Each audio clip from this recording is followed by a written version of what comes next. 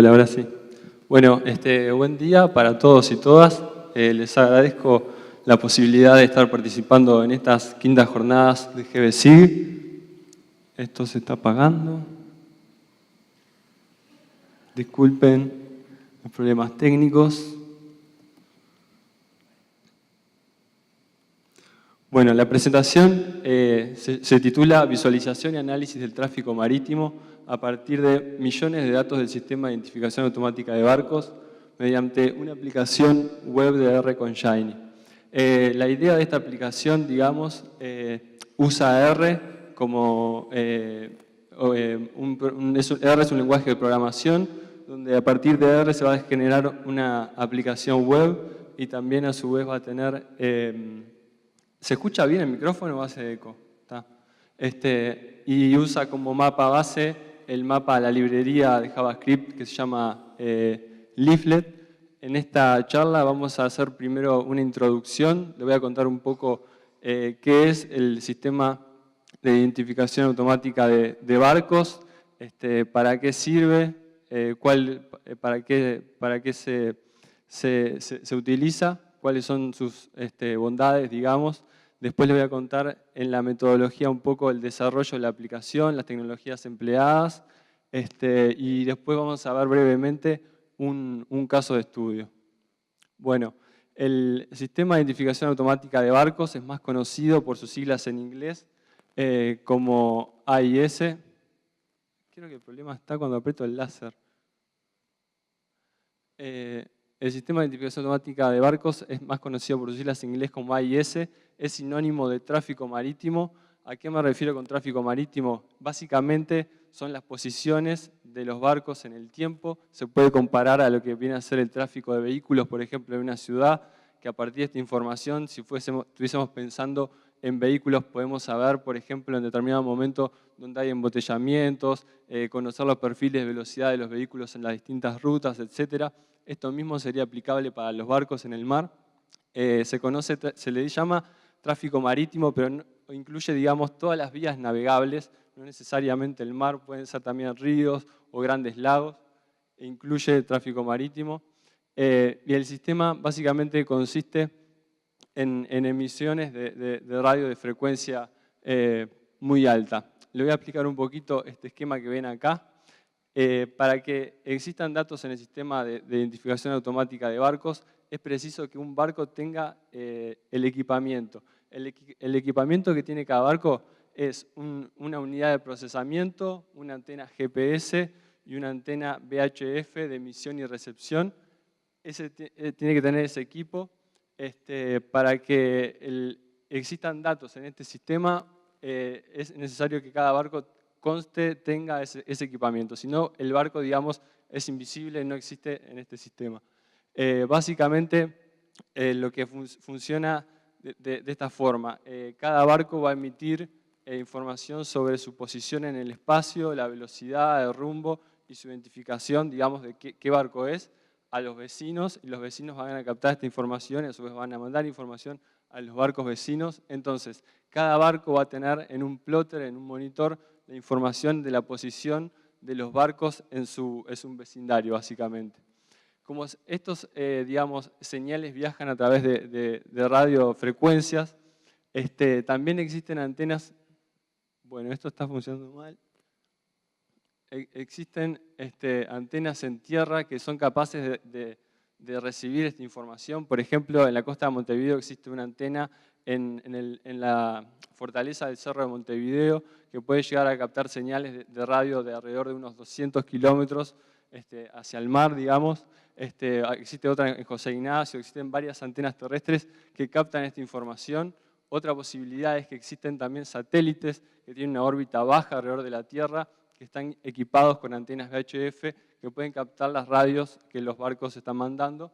Entonces, tanto los satélites como las antenas en tierra pueden a su vez volcar toda esta información a Internet y esto permite, digamos, hacer un análisis del tráfico marítimo y generalmente, digamos, existen empresas que son las que captan toda esta información, ya sea comprándole la información a los proveedores de los satélites o también, digamos, haciendo acuerdos con particulares que les proveen de los datos instalando antenas en tierra en determinados puntos a cambio de algún beneficio para el particular.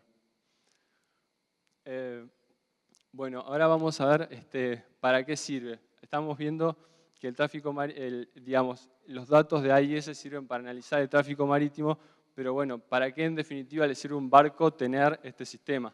Bueno, básicamente un barco le sirve tener este sistema para conocer a los vecinos y evitar así colisiones. Colisiones quiere decir que un barco se choque con otro. Parece algo trivial, pero no lo es en el mar. Entonces, este sistema complementa el sistema, digamos, clásicamente utilizado en los barcos, que es el de radar, para evitar que un barco choque con otro, que choque con algún obstáculo en tierra, digamos. Básicamente cumple con esa función. Además de que, bueno, mejora la navegación, disminuye, eso es lo que le decía, la publicidad de colecciones, permite rastrear barcos o rastrear cargas para las empresas de transporte, saber, digamos, y estimar cuánto tiempo falta para que una carga llegue al puerto, destino, etcétera, etcétera, o también para las autoridades portuarias tener un control de los barcos que están ingresando al puerto, así como en un aeropuerto, por ejemplo, los radaristas saben cuando están llegando los aviones. Bueno, esta aplicación surge de que, digamos, se me ocurrió pedirle a la empresa más grande de datos de AIS si podía compartir información para una zona que comprende, digamos, parte del mar territorial uruguayo y otra parte que es mar territorial de Argentina, en lo que se denomina la zona común de pesca argentina-uruguaya. Como tenía el si no pedía los datos, me animé a pedirles y de hecho me dieron, en ese momento, que eso fue hace unos años, me dieron 2 años, lo que implica más o menos 20 millones de registros de posiciones de barcos para toda esta área que les decía recién, más o menos para cada barco con una resolución, digamos, de posición, información del barco, identificación del barco, de una resolución temporal de 2 minutos aproximadamente. Teníamos los datos que nos enviaron como planillas de texto separados los campos por coma, aproximadamente unos 1 giga 600 megas de peso. Teníamos los 20 millones de registros ahí y decimos, bueno, ¿qué hacemos con todo esto? Algunas preguntas que teníamos era, bueno, ¿cómo se distribuye la actividad de los barcos en el espacio? ¿Existen zonas con mayor y menor actividad? ¿Se observan distintos tipos de actividad en los barcos? Nos preguntábamos eso, pero teníamos que analizar ese volumen de información. Nos propusimos como objetivo explorar indicios de patrones espaciales del tráfico marino de barcos, como objetivos específicos para lograr el objetivo general, mapear los registros de AIS en los barcos, representar la proximidad entre puntos mediante una función continua de densidad y consultar diferentes combinaciones de variables. Algunas aclaraciones. Cuando se analizan los datos de AIS o tráfico marítimo para un periodo dado, esto nos permite tener, digamos, determinadas tendencias y distribuciones de la densidad de los barcos en el espacio. Y por otro lado, dado que se trabaja con un volumen bastante importante de puntos en el espacio, la forma de abordarlo es generando mapas de densidad o mapas de calor, donde se calcula para un determinado punto, a partir de sus vecinos, cuántos puntos existen en una determinada área. Esa es la forma de trabajar con los datos de tráfico marítimo. Bueno, algunas consignas que para generar esta herramienta fue que la herramienta estaba pensada para usuarios especializados, pero que no necesariamente son programadores, que conocen de tráfico marítimo, de cómo operan los barcos, pero que no se iban a poner a programar en R, que fuese interactiva y amigable, y que estuviese basada toda la tecnología en software libre u open source, preferentemente libre. Las tecnologías que se emplearon para generar, digamos, la capa de presentación o frontend fueron, digamos, las más tradicionales de web, HTML, CSS y JavaScript. Particularmente de CSS se utilizó el framework que se llama Materialize, que sigue, digamos, las guías de diseño de Material Design de Google. De JavaScript se utilizaron las librerías jQuery, se utilizó como librería de mapa Leaflet y el plugin de Heatmap para poder hacer los mapas de calor. Y la parte, digamos, de backend se utilizó como base de datos PostgreSQL con el complemento PostGIS para manipular objetos espaciales dentro de la base de datos, y como servidor se utilizó R con la librería de R Shiny, que es el que permite servir las aplicaciones web. Acá ven las tecnologías y de principio a fin la implementación de la aplicación como el desarrollo de la misma, todo fue hecho en sistemas Linux. Bueno, le voy a explicar un poquito ahora el proceso. Básicamente la información que nos mandaron se podía dividir en dos partes.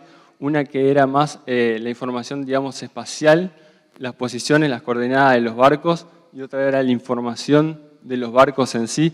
Con información de los barcos en sí me refiero al largo del barco, al ancho, al calado, todo ese tipo de información, que la información cuando me la mandaron, digamos, era bastante redundante, porque a medida, digamos, un barco se mueve en el tiempo y en el espacio, no iba cambiando el largo ni el ancho, y esa era toda información que a partir del desarrollo del modelo de la base de datos se intentó reducir porque era información que se repetía innecesariamente.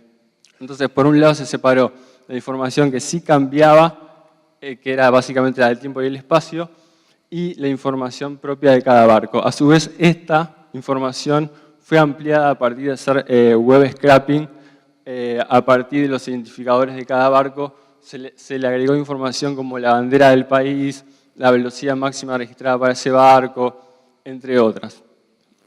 También se tuvo que hacer limpieza de esta información, ya que varios puntos caían en la tierra, había datos que no tenían identificación de barco, había registros duplicados, en fin. Todo eso se integró en la base de datos Postgres y se hizo una base, digamos, un modelo muy sencillo de dos tablas. A partir de generar eso, se desarrolló la interfaz gráfica, donde los elementos estáticos de la interfaz fueron cargados a partir de archivos JSON. Básicamente, las entradas eran listas de barcos. La información para que pudiera persistir cuando nos movíamos de una página a otra en la aplicación se utilizó Session Storage, y a partir de un par de funciones se manipuló información enviada desde el cliente al servidor, el servidor al cliente. El servidor, que es el servidor Shiny, que es una aplicación de R, fue instalado en un Ubuntu server, así también como la base de datos. Básicamente, el proceso es, a partir de una barra lateral donde hay entradas, se generan las consultas que van a ir a la base de datos, que son previamente procesadas por el servidor de R. R recibe esta información y manda los datos de posición de barco a la librería Leaflet para que haga el mapa de calor. Y los mapas base que se sirvieron fueron los de Macbox, R y CartoDB. Esta es la interfaz general de usuario. En este caso particular es una selección de unos 11 barcos de carga. Como pueden ver, se mueven por los canales de navegación, ya que en general estos barcos tienen un calado mayor a la posibilidad del que ofrece Río de la Plata. Las zonas más rojas, digamos, indican mayor intensidad o densidad de puntos. Como puede observarse, están, digamos, frente al puerto de Montevideo, frente a Buenos Aires, ya sea para entrar a los puertos como para ingresar al sistema del Paraná. La interfaz tiene una barra lateral donde se ingresan, digamos, las consultas, y esta es el panel general donde se muestra el mapa. Esto a su vez se puede ampliar, acá se puede elegir distintos mapas base, y consta de 3 pestañas que son mapa, tabla y plot. En la parte de tabla uno puede ver la información que consultó de forma, digamos, bruta.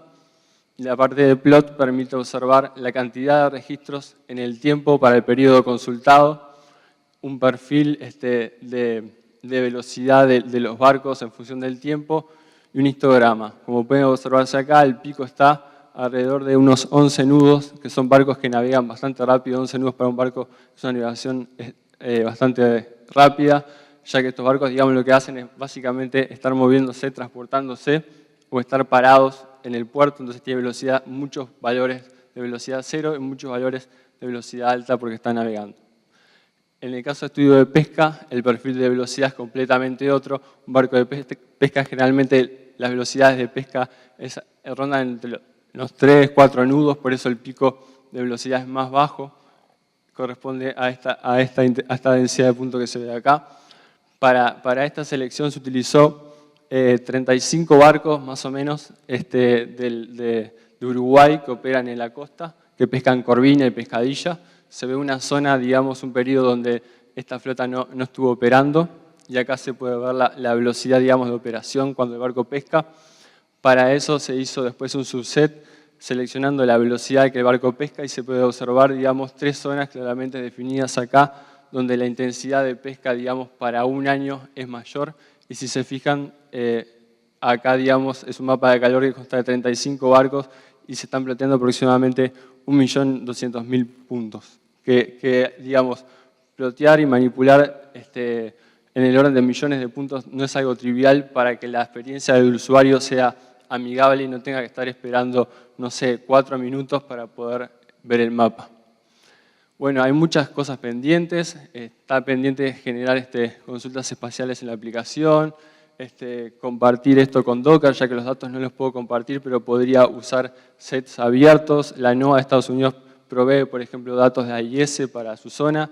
La idea sería incluirlos en la aplicación para que las personas lo puedan correr con Docker y probar la aplicación. Yo no puedo hacerlo, está el código disponible para el que lo quiera ver en GitHub, pero no puedo proveer los datos, está todo el esqueleto, pero no los datos. Y al final, esto es un pequeño video ilustrativo de cómo funciona la aplicación. En esta zona acá se eligen los barcos. Acá se elige la fecha, el periodo. Se genera el mapa de calor. Se pueden cambiar los mapas base.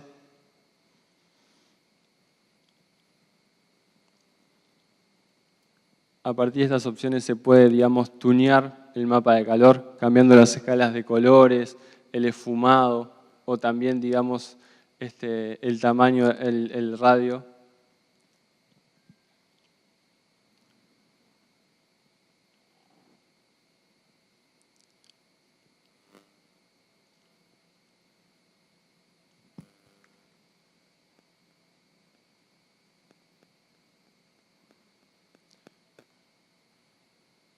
Bueno, creo que ya estoy de tiempo, pasaron 15 minutos. Les agradezco a todos.